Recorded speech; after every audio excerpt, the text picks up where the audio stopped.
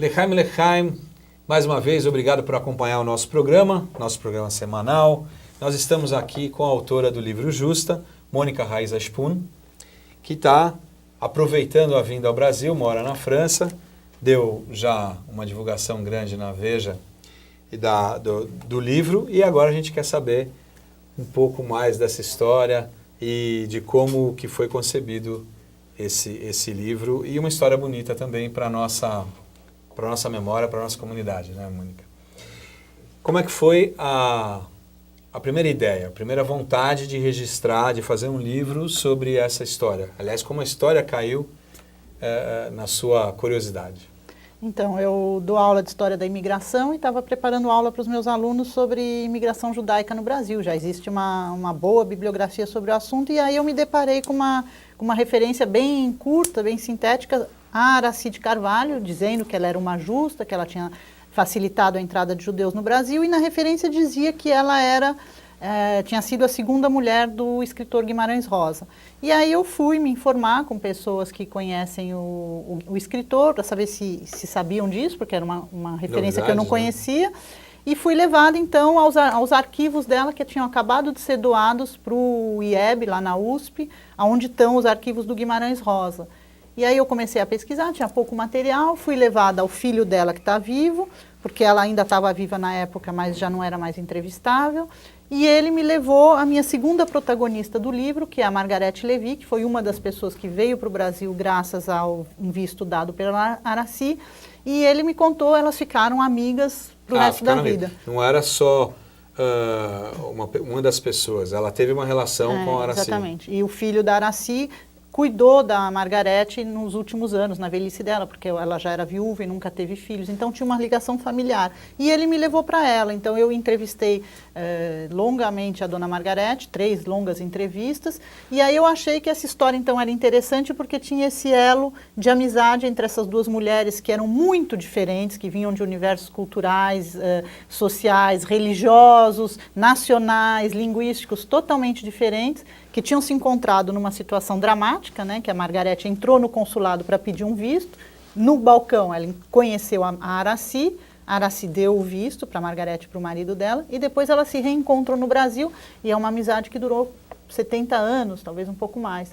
E aí, então, esse é o fio condutor do livro, é a migração cruzada entre essas duas mulheres, uma do Brasil para a Alemanha e a outra da Alemanha para o Brasil, e a amizade longa delas. E através disso eu vou contando uma série de outras coisas. Através da vida das duas que você vai registrando a história. Aí eu encontrei também um outro grupo de pessoas, que é a minha amostragem. Eu tenho um total de 16 judeus alemães que vieram de Hamburgo para São Paulo, e eu sigo o trajeto migratório dessas pessoas, através, né, desse fio condutor maior, que é a amizade entre a Margarete e a Aracy. E essas outras pessoas também entraram com a ajuda da Aracy? Com vistos da Aracy. Alguns explicitamente se referem a ela como tendo ajudado, outros eu não tive acesso, mas o visto foi preenchido com a caligrafia dela. Então você chegou a ver algum registro? Os passaportes. Os passaportes são... A assinatura não é dela, a assinatura era do cônsul. Ela era uma simples funcionária, ela era chefe do setor de passaportes. Mas a caligrafia que preenche o passaporte é a dela. E algumas pessoas se manifestaram dizendo que foi graças a ela que nós viemos. Então eu fui seguindo o itinerário dessas pessoas. Uma falava de outras, eu constituí essa pequena amostragem, e vou traçando, e aí através desse retrato coletivo, eu vou então abrindo janelas comparativas entre o que era o Brasil da época, o que era a Alemanha da época, o que era São Paulo da época, o que era Hamburgo da época, que essas pessoas vão de um lugar para outro, o que elas estão vendo, como é que elas vão absorvendo as informações, se organizando, se integrando, construindo suas vidas, tanto a Aracy, que vai para a Alemanha com a bagagem brasileira dela, sai do Brasil de 34 e entra na Alemanha já nazista de 34, o que chamou a atenção dela, como é que ela lê a situação, e vice-versa, a Margarete, e atrás dela esse outro grupo que eu estou seguindo, sai de Hamburgo, naquele contexto dramático, todos esses 16 vieram logo depois da Noite de Cristal, e como é que eles chegam no Brasil e reconstroem a vida deles. A Noite de Cristal foi a verdadeira cara da intenção do que estava acontecendo na Alemanha, né? A Noite de Cristal foi a radicalização. Foi o momento que eles resolveram reunir o objetivo de ter uma Alemanha limpa de judeus, porque na época ainda era política, não era genocidária, era uma política de empurrar para fora, de suscitar emigração, mas com violência. Né? A Noite de Cristal era assim, vão embora, mas espoliados, né? Porque aí começou a custar cada vez mais caro, mais caro, mais caro ir embora, e a violência cresceu radicalmente. Mas até a Noite do Cristal tinham judeus alemães que tinham esperança que aquilo não ia dar em nada. Ou já... Mais ou menos. Mais ou menos. Tinha, não tinha visto em nenhum lugar, né? O pessoal estava mais desesperado do que esperançoso, fazendo aquelas filas descomunais nas portas dos consulados. Não tinha para onde ir. Todos os países tinham uma política que estava filtrando, não era só o Brasil, né? O Brasil não tem nenhuma prerrogativa em ter mantido uma política migratória restritiva. Então estava todo mundo saltando de um consulado para outro. Tinha uma piada que eu li num livro que circulava entre os judeus, que dois judeus se encontraram na rua e falaram: que língua você está aprendendo? E o outro responde: a errada. Porque estava mesmo difícil. E isso era uma piada da época mesmo. Porque você entrava na fila do Uruguai, não tinha, aí você entrava na fila dos Estados Unidos, não tinha, aí você entrava na fila da Holanda, e aí o rumor, os boatos, não, você tem que ir em tal, você tem que ir em tal. E o pessoal desesperado nas filas, nas filas, nas filas. Agora, a Aracy, ela teve alguma, por exemplo, por ser ela que estava atendendo, ela teve alguma manifestação dela contra alguma orientação? Ela peitava, brigava com alguma orientação e por conta dela ela liberava? Olha, a gente nunca vai saber exatamente o que aconteceu, porque a Aracy era muito discreta, que isso não beneficiou nem o meu livro, nem ninguém, né? Ela achava que ela estava na rotina dela, fazendo as coisas que tinha que fazer. Nos passaportes que eu examinei, que é uma pequena amostragem, porque o meu objetivo não era quantitativo, certo, eu observei 3 irregularidades, e são dela, essas irregularidades. Agora, como ela negociava com a hierarquia dela, porque o cônsul tinha que assinar, isso a gente nunca vai saber. Tem gente que fala, ela punha num monte e ele assinava sem ler, eu não acredito. Que nessa época alguém assinasse sem ler, não acredito. Ela negociava. Agora, como, não sei. Se ela tinha essa consideração... Essas irregularidades ela negociou. Como, não sei. Mas que ele assinou sem ler, não acredito. Nessa época, com as circulares secretas restringindo a entrada de judeus, com uma política migratória em geral, não só para os judeus, que era restritiva e particularmente restritiva em relação aos judeus, não acredito que um cônsul na Alemanha assinasse sem ler. Não acredito. Então é a atitude dela mesmo. Eu acho que ela... por exemplo, você vai numa repartição para pedir qualquer coisa, que seja banal ou dramático. A pessoa que atende você, na hora, você não tem acesso a um interlocutor mais responsável, digamos. Sim. Você tem acesso àquele que está no balcão. É o balcão. E ele tem uma margem de manobra que vai de ignorar você, de dizer que ele fechou o expediente um pouco antes, de dizer que falta um papel, de mandar você voltar no dia seguinte, ou então de ter uma grande boa vontade e ajudar você para você conseguir fazer o que você veio fazer naquele horário. Ela era essa. Muda tudo nessas circunstâncias. Ela tinha uma enorme boa vontade e estava procurando agilizar os processos, encontrar brechas e facilitar. Quando a coisa era ambígua, ela tentava facilitar. Tanto é que essas pequenas irregularidades que eu observei estavam na mão dela. Ela podia ter empurrado e falado, sinto muito, volte amanhã. Então é uma coisa que é clara, que realmente ela... É clara, é clara. E ela entendia a urgência disso, né? Totalmente. Todo mundo entendia. Mesmo aqueles que recusavam. Mesmo aqueles que recusavam. Existia uma indiferença mundial em relação ao destino dos judeus. Mas ela estava ali, né? O que a gente pode dizer é que era um período em que os injustos eram uma maioria esmagadora. E ela era uma justa. O nome que foi... Quando é que você decidiu? Quando é que você falou, não, tem que ser justa? Ela é uma justa entre as nações, eu não inventei nada, né? Ela ganhou esse título. Existem 2 brasileiros, né, justos entre as nações. E existem 30 diplomatas no mundo que são justos entre as nações. Dos 30, só tem uma mulher, é ela. Tá bom, né? Nossa, e legal a gente ter essa história para ser dividida, né? Que até então estava esquecida, né? Um pouco sim. Justo a memória dela, a nossa história, que faz parte da nossa história também, que eu acho que toda ação que foi feita como a Aracide Carvalho fez, tem que ser lembrada e bem lembrada, que é uma característica do judeu, a gente sempre lembrar as coisas, repassar as coisas, então é uma oportunidade que a gente tem de conhecer a história de uma justa, né? E é uma história que é uma história brasileira também, não é só uma história dos judeus, sim. né? Eu acho que é aí que está a grande ponte, né? A grande, acho que é isso. A gente não tem muita história, né? Quer dizer, desse caso, como você falou, uma justa Agora, o meu pai me comentava que nessa época era a atitude de todo mundo, né? Desde o político maior até o menor, era essa indiferença, né? Ver a coisa crescendo e fingindo que nada estava acontecendo. Digamos, a reação dominante foi essa, não só brasileira, né? Não. A todas as grandes democracias, os Estados Unidos, a Alemanha, os Estados Unidos, a Inglaterra, o Canadá, só se envolveram Austrália, mesmo quando começou a incomodar. Todas as políticas eram restritivas para os judeus, e mesmo quando esses países já estavam na guerra, lutando contra o nazismo, não era pelos judeus. Era pela democracia, era contra o totalitarismo.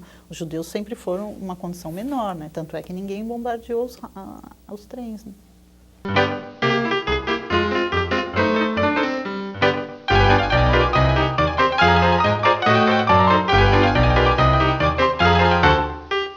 Nós voltamos aqui com a presença da autora do livro Justa, Mônica Raíza Spoon, que a gente está batendo um papo, conhecendo um pouco mais a história do livro, que está sendo lançado agora. A Mônica mora em Paris há mais de 20 anos. Veio especificamente por causa do lançamento? Também é uma coincidência que reuniu. Eu vim para trabalhar na Unicamp. Eu sou pesquisadora e professora e recebia uma cátedra francesa das universidades de São Paulo pela Unicamp para passar esse mês aqui dando aula, fazendo minha pesquisa, e aí coincidiu com o lançamento do livro. Que bom, né? E normalmente você vem fazer esses trabalhos? Eu venho todo ano. Todo ano? Todo ano. Eu sou pesquisadora do Brasil. Né? E dentro do meio que você trabalha, seus alunos, os pesquisadores, como é que receberam o livro? Aqui no Brasil? Muito bem. Eu fiz conferência lá na Unicamp, era uma das atividades previstas da cátedra, e fiz uma outra conferência no IEB, justamente onde tem os arquivos dela, que eu trabalhei. Eles quiseram valorizar os arquivos, pediram para a gente fazer uma mesa redonda lá. Foi ótimo. E está sendo super produtivo. Tá, foi bem legal. Mônica, você tem ideia de quantas pessoas é o universo dessa justa? É impossível saber. É impossível saber. A gente nunca poderia saber nem quantas pessoas exatamente ela trouxe e nem quantas pessoas teriam vindo sem ela. É impossível saber isso. Também porque batia a porta lá fechada, podia ter uma outra opção, tentar uma outra alternativa, né? Mas o que a gente sabe é que... Mas se estima alguma coisa? Eu não vou arriscar, porque teve gente que estimou 60, 1.000, 100. É totalmente sem base. Né? É totalmente sem base. Totalmente sem base. Qualquer coisa que eu disser vai ser chutado. E como foi como foi o relato, já que você não conseguiu falar com a Araci, como foi o relato da Margarete? O relato da Margarete é impressionante, porque ela conta... a primeira vez que eu entrevistei ela, ela tinha 97 anos. E a segunda e a terceira vez de 98. E ela tinha memória intacta, maravilhosa. E ela contava coisas incríveis da preparação da imigração dela e da amizade dela com a Araci. E depois, quando eu tive acesso à documentação de arquivo, à documentação escrita, muitas das coisas que ela falava, não só era assim mesmo, como às vezes tinha uma precisão impressionante. Constatou tudo? Algumas coisas sim, outras eu percebia que ela se embaralhava um pouco na cronologia, mas estava ali. Outras eu percebia que ela se embaralhava em algum detalhe, mas estava ali. Eu falava, então era isso que ela estava falando. Antes de ver os documentos, você tinha uma insegurança em relação ao relato? Não, a gente sempre tem que... Eu acho que não dá para fazer um livro de história só sem com entrevististas. Sim. Não dá, porque a memória trai, né? Algumas coisas ela errava mesmo, né? A memória trai, não dá para se basear, não dá para eu confiar. Eu não confio na minha memória, eu uso agenda, né? E ela com 98 anos falando de fatos que aconteceram 70 anos antes e cheios de emoção, como é que ela seleciona, como é que ela reelabora, não dá para confiar. Dá para confiar, assim, problematizando e comparando e confrontando com a documentação de arquivo, mas só das entrevistas teria sido impossível. Tanto Seria até irresponsável, né? Porque... impossível. Ficaria totalmente aleatório. Não dá para escrever. E que passagem que mais salta, assim, da Margarete, da Aracy, ou de algum dos 16 que você acompanhou o trajeto? Tem muitas questões dramáticas. Por exemplo, de todas as pessoas que eu segui, só um veio com a família inteira. Todos os outros vieram ou sozinhos, os que eram solteiros, ou em casal, como a Margarete veio com o marido, ou duas famílias tinham já uma criança. Mas todos esses, com exceção de um, deixaram os pais lá. E só alguns anos depois, quando a correspondência voltou, depois da guerra, descobriram o fim dos seus... Todos foram deportados e assassinados. Então, isso é uma parte da documentação alemã que eu usei, porque nos anos 50, depois que a Alemanha assumiu a responsabilidade do genocídio, todas essas pessoas abriram o dossiê de reparação de guerra. E todos eles recontam, né, a eles, depois que já estão instalados na sociedade brasileira, voltam de novo os olhos para a Alemanha e recontam a sua história, reivindicando reparação. E aí vem as perdas, né? Todos os parentes que usaram a estrela vermelha, a estrela amarela, que foram deportados, as pessoas tentando descobrir o fim dos seus bens. Imóveis, né? Todo mundo que reivindicando, né? E aí quando eles reivindicam, eles têm que contar a sua história, né? Então, esse é um dos dossiês de arquivo que eu usei. E tem registro na Alemanha de destino? Esse foi para campo de concentração tal, esse foi para tal? Eles sabem a deportação e alguns sabem o destino, mas a data da morte não. A data da morte eles consideram a data da rendição alemã, o 8 de maio de 45. Então, aí calcula, né? Porque aí você tem que existir uma tabela para você transformar a perda afetiva em dinheiro. Então, quantos meses? 150 marcos por mês, entre o momento em que você põe a estrela amarela no peito e a rendição alemã, que é a data estimada, já que ninguém sabia quando é que foi para a Câmara de Gás. Isso foi um cálculo para pensão, né, ou indenização? Não, isso é indenização. A pensão é um cálculo muito mais complicado, porque daí eles mostram como é que eles têm que calcular como é que eles teriam vivido se eles tivessem continuado a vida profissional sem ruptura. E a vida profissional sofreu uma ruptura e um rebaixamento na chegada no Brasil, mesmo para aqueles que souberam aproveitar o Brasil. Era um país de oportunidades, um país que estava industrializando, crescendo. Então, esses imigrantes estavam vivendo num momento de crescimento e de oportunidades, mas eles tiveram que começar a vida tudo de novo. Foi uma ruptura, teve uma queda. Então, eles têm que calcular quanto eles perderam, né? Então, teve um cálculo de equivalências para calcular as pensões, tendo em vista essas perdas. E tem imóveis também, né? Alguns tinham, nem todos. Aí os dossiês são mais complicados quando tinha mais a reivindicar e mais magrinhos quando tinha menos. Eu não sabia desse cálculo de mensal da permanência. Da deportação? Não sabia. Privação de liberdade chama. Impressionante, né? Como é que a gente pode poder avaliar e mensurar, né? E era 150 marcos. 150 marcos por meses completos, porque quando era 20 dias, eles arredondaram para menos em todos os meus dossiês. Muita gente no Brasil fez essa solicitação? Os meus todos. Todos. Eu acho que todo mundo fez, né?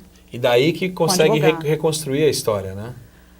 Para mim. Para você, é o teu registro Eu tenho 3 dossiês para cada uma dessas famílias, com exceção de uma que a documentação está perdida. O dossiê pré-imigratório, porque quando eles decidiam imigrar, eles tinham que pedir permissão para a Gestapo, né? Eles não tinham os passaportes, né? Não tinham direito de ir embora. Tudo era controlado por causa da questão financeira. A Gestapo passa o pente fino, né? Eles tinham que solicitar a imigração para um serviço financeiro, na verdade. Presidência Regional de Finanças. E aí passa um pente fino nos seus bens. E aí também, quem tem menos, tem um dossiê mais magrinho e é liberado para imigrar mais rápido. Quem tem mais... Então, por exemplo, eles podiam trazer os bens, tinha que pagar para trazer, né, o imposto dos judeus, mas podiam trazer. Então, tudo que você vai pôr no seu container, você tem que listar, inclusive meias, calcinhas, cuecas, panos de chão. Qualquer peça. Então, eu tenho essas listas e sei que tinha na sala de jantar, na sala de visita, no quarto, no banheiro, na cozinha. Você constrói eu tenho todo o dossiê, a residência. Eu tenho todo o dossiê pré-migratório, que é o dossiê nazista, né, com os bilhetes internos da burocracia nazista, porque o dossiê circulava, até ter o carimbo final, esses aqui estão liberados, podem pegar o visto. Então, quanto eles pagavam para a companhia que empacotava, para a companhia que armazenava, para a companhia de navio, os bilhetes de navio, tudo. E aqueles que foram presos na Noite de Cristal, 3, eu acho, da minha amostragem, tem também isso, porque contra o visto, as esposas ou noivas liberavam os seus maridos para emigrar. Então, elas é que foram, as mulheres é que organizaram toda essa parte. Então, eu tenho esse dossiê pré-migratório que vale até o momento da entrada no navio. Aí, quando eles chegaram no Brasil, todos os meus vieram com visto de turista, que era uma manipulação também, porque o turista não entrava no cálculo das cotas. Então, era um imigrante a mais que não contava, que a cota era restrita. Então, eles fechavam os olhos, fingiam que acreditavam que essas pessoas vinham fazer turismo no Brasil. Aí, quando eles chegam aqui, eles têm 6 meses de prazo e caem na clandestinidade. Todos eles, logo que chegavam, pediam a regularização da permanência. Aí abre um outro dossiê, que é o dossiê brasileiro que eu usei, que vai de final de 38, comecinho de 39, segundo o caso, até o fim do Estado Novo, quando a legislação muda e todos eles já estão regularizados. Então, eu sigo toda a mudança de endereço, toda a mudança de emprego, mudança de estado civil, nascimento de filhos, tudo está nesse dossiê. E os trâmites deles insistindo para regularizar as negativas, a circulação do dossiê na burocracia brasileira, porque durou vários anos. Eles todos tinham pressa, porque uma vez regularizados, eles podiam trazer os parentes. Nenhum Dependia, nenhum trouxe. Nenhum trouxe, porque tempo. 45 já, né? Nenhum trouxe. Eles tinham que ter regularizado rápido, porque em 41 fecha tudo. Na Alemanha fecha, porque a política genocidária começa no final de 41, e o Brasil também, logo no comecinho de 42, entra na guerra. Acabou. Então, eles tinham todos pressa para trazer todos tinham esperança de trazer os pais. Era um processo... Enquanto eles estão irregulares, não pode trazer ninguém, né? Depois faz a carta de chamada. Nenhum conseguiu dos meus. Então, eu tenho esse dossiê. Teve gente que conseguiu? Não sei. Os dos meus, ninguém. A CIP fazia o maior esforço para produzir cartas de chamada. Empurrando.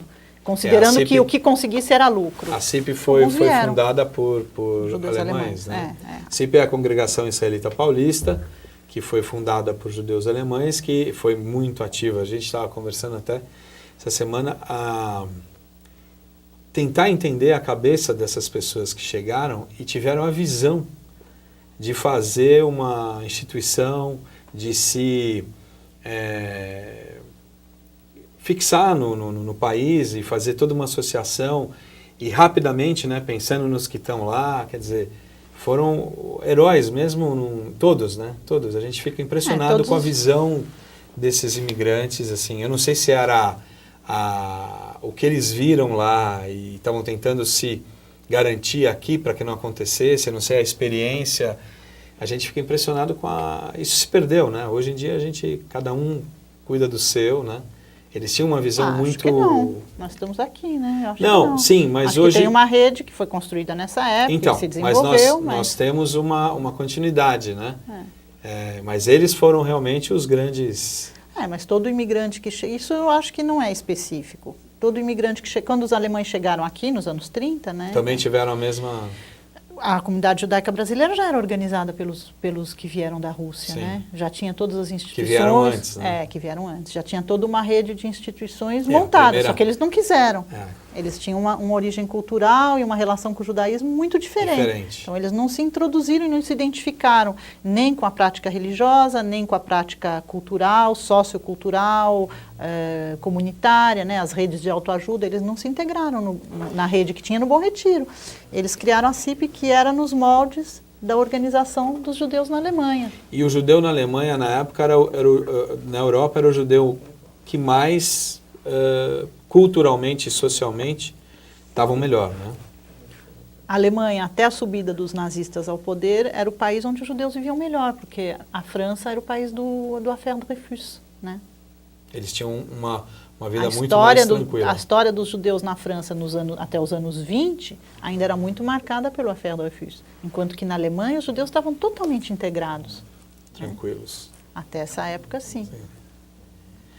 Dos 16 do seu grupo de acompanhamento, você seguiu só pelos documentos ou você entrevistou todos? Entrevistei também. Eu segui pelos documentos, esses 3 dossiês que eu te falei. Eu considero que as entrevistas são complementares à documentação escrita, à exceção das minhas 3 longas entrevistas com a Margarete, que é o fio condutor do livro, né? Então, a Margarete eu estou mais... Aparece mais. Ela é protagonista e eu estou mais refletindo com a questão da memória em relação à fala dela, à narrativa dela, que eu vou confrontando com a documentação escrita. Porque dos salvados diretos, além da Margarete, eu só entrevistei mais uma senhora, que também já faleceu, a dona Grete, e 2 pessoas, mas que foram as que vieram crianças, porque os pais já tinham falecido, e eles lembravam pouco. Eles tinham 12 e 13 anos. Os outros são só descendentes, então fica muito indireto. Mas eu entrevistei também. Alguns tinham guardado documentos pessoais em casa que me cederam. Alguns eram preciosos, que não estavam nos meus dossiês de arquivo. Foi um a mais. Foi a mais.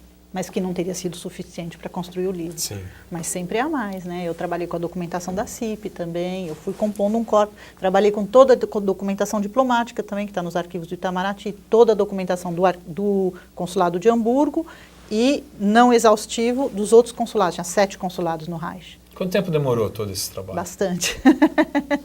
Eu comecei a passo de formiga em 2005, 2006, mas aí eu engavetei porque eu tinha pouca documentação, foi quando eu entrevistei a Margarete. E em 2008, quando foi o centenário de nascimento da Aracy, a coisa renasceu. Que aí eu encontrei outros salvados, o editor se interessou pelo livro, eu tinha uma situação então mais organizada para ir para a Alemanha, para pesquisar os arquivos alemães, e eu encontrei a documentação brasileira, né, dos dossiês de permanência brasileiros, porque eu tinha que construir primeiro a minha amostragem, porque todos esses dossiês são nominativos, então eu tinha que ter os nomes das pessoas para ter acesso à documentação. Então primeiro eu tinha que ter esse grupo, e foi muito difícil encontrar as pessoas, porque ninguém levanta a mão, eu vim aqui graças a... Aí encontrei o grupo, para mim bastava essa pequena amostragem, porque eu quis mesmo construir uma história por baixo, né, a experiência mesmo dessas pessoas, então eu queria uma amostragem pequena, mas aí tendo os nomes, eu pude, tanto na Alemanha quanto aqui, ter os dossiês de arquivo, que são nominativos. E na CIP, que tipo de documento você tem? Na CIP tem todas as atas de reunião do começo dessa época, porque a CIP consegue um dinheiro do Joint dos Estados Unidos, que está financiando a imigração judaica para trazer os judeus fora da Europa nessa época. Então estava ajudando, então a CIP consegue um dinheiro do Joint para ajudar os refugiados que estão chegando aqui. Então eles têm todo um esquema montado de auxílio, auxílio jurídico para os dossiês de permanência, justamente, e também para constituir as cartas de chamado, para tentar trazer o maior número possível de gente nas brechas da legislação. Eles estavam trabalhando duro para isso. E auxílio também social, né? Compra de remédios, ajuda a procurar emprego, aprender a língua, ajudar a arrumar casa, desembaraçar os bens na aduana em Santos. A CIP estava agindo. Então, isso está registrado nas atas de reuniões dessa época. Cada movimento era registrado. Eles vão avaliando o trabalho, né? Que é feito por voluntários e tal. Então, eles se reúnem, tem assembleias, tem a assembleia da comissão tal, da comissão tal. Isso tudo está no Arquivo Histórico Judaico Brasileiro aqui em São Paulo. Para reconhecer o trabalho da Congregação Israelita Paulista, mais uma vez, que hoje é muito atuante. Nós vamos dar uma paradinha e vamos para o humor judaico, tão esperado do nosso programa, e a gente volta para falar com a Mônica Raiz Ashpun sobre Justa, que é esse livro de registro tão interessante. A gente já volta. Mônica, a gente já teve algumas nuances, algumas coisas que você já contou do livro. Agora, uma coisa que as pessoas... que foi um dos ganchos, né, que está sendo divulgado e até do que despertou o interesse da personalidade da Aracy. Como é que foi esse encontro e como a Aracy se tornou esposa do Guimarães Rosa? Então, a Aracy foi para a Alemanha em 1934. Ela tinha acabado de se desquitar do primeiro marido dela aqui. E em São Paulo, em 1934, você imagina, sociedade super provinciana, era um estigma. Separada. Então, ela resolveu se afastar. E ela era de origem alemã, a mãe dela era alemã e tinha uma irmã lá em Hamburgo. Então era o lugar que ela pensou, vou dar uma sumida, né? Vou dar um giro. E levou o filho dela, que tinha 5 anos, para a Alemanha. Só que a Alemanha estava em crise, recessão, a tia dela não podia arcar com a despesa de ter 2 pessoas em casa. Então ela logo começa a procurar um emprego, mas demora 2 anos para ela conseguir um emprego. Nesse meio tempo ela se desquita do marido oficialmente, né? Ela até voltou uma vez para o Brasil para assinar o desquite, e em meados de 36 ela consegue o emprego dela no consulado, que é esse emprego, que é um ganha-pão para ela, mas que vai ganhar uma dimensão muito mais importante com a conjuntura que se desenvolve, né? Que ela é chefe do setor de passaportes. E aí ela trabalha ali mais 2 anos, e em maio de 38 chega o novo cônsul adjunto, que é o jovem João Guimarães Rosa, que está começando a sua carreira diplomática. Ele também se separou da mulher e foi sozinho para Hamburgo. Trabalho. E ela é que, eu vi isso nas agendas dela, porque ela já falava alemão, ele não, né? E ela ajuda ele a encontrar casa. E ela então acolhe ele, e aí as anotações na agenda, logo em poucas semanas eles começam a namorar e o tom muda, né? Então eles logo começam o enlace amoroso deles, em meados de 38, mas eles não chegaram a viver juntos em Hamburgo. Cada um tinha a sua casa, ela com o filho, né? Logo que ela entra no consulado, ela sai da casa da tia e tem a sua própria casa, e ele tinha a sua casa também. Eles só vão morar juntos em 44, na verdade, porque em 42 o Brasil entra na guerra e toda a diplomacia volta para o Brasil, né?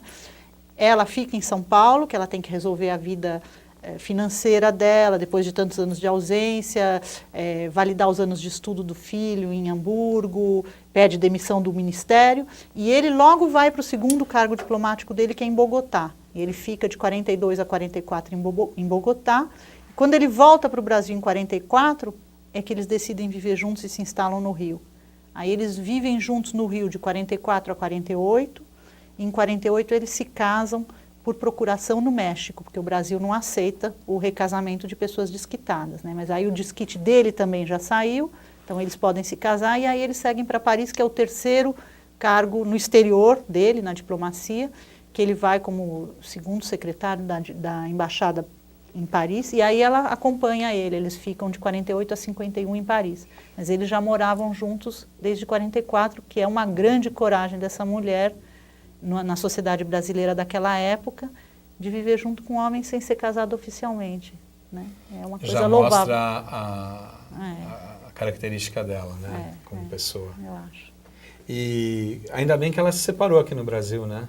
Salvou um monte de judeus por causa disso. Para né? muita gente Que bom, né? Que foi lá uma alma generosa para poder cuidar dos que precisavam. Dos né? refugiados. Dos refugiados. É isso, olha, um registro bacana, parte da nossa história, e como a Mônica falou também, parte da nossa história do Brasil, né? Então é de interesse duplamente para nós da nossa comunidade aqui, e os que se interessam por história, que se interessam pela história dos judeus.